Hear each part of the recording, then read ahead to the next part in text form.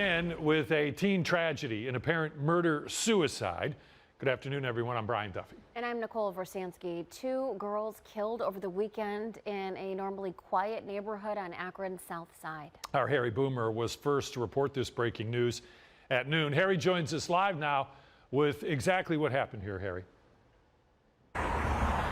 Well, because I'm standing about where, unfortunately, her body fell when she was shot. It was near this fire hydrant right here on Peckham Street at South Hawkins. It happened Saturday night into Sunday morning about midnight when the shots rang out, taking the lives of two young people. One of them didn't make it to school this morning. The other never made it home. Now, this city is mourning, trying to figure out why this murder-suicide even took place.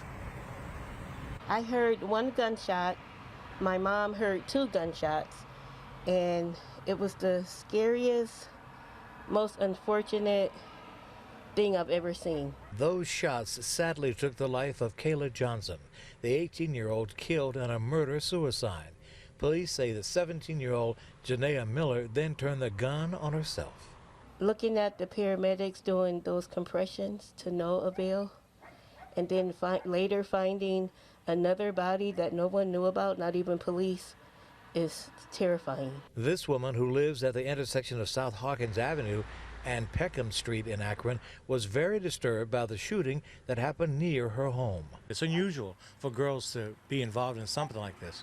It's very unusual, it's very tragic, and it's just senseless. I don't have any words. I don't know. It's unbelievable. Both Johnson and Miller are from Akron. Miller was a student at North High School.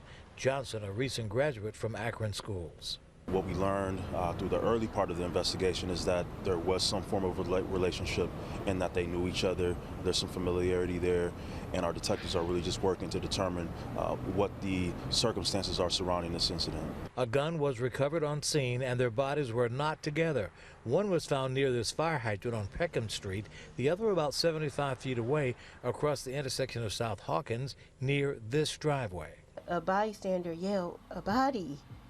And we kind of wonder, why is they yelling that? We know it's a body because they're over there, not knowing he saw another one.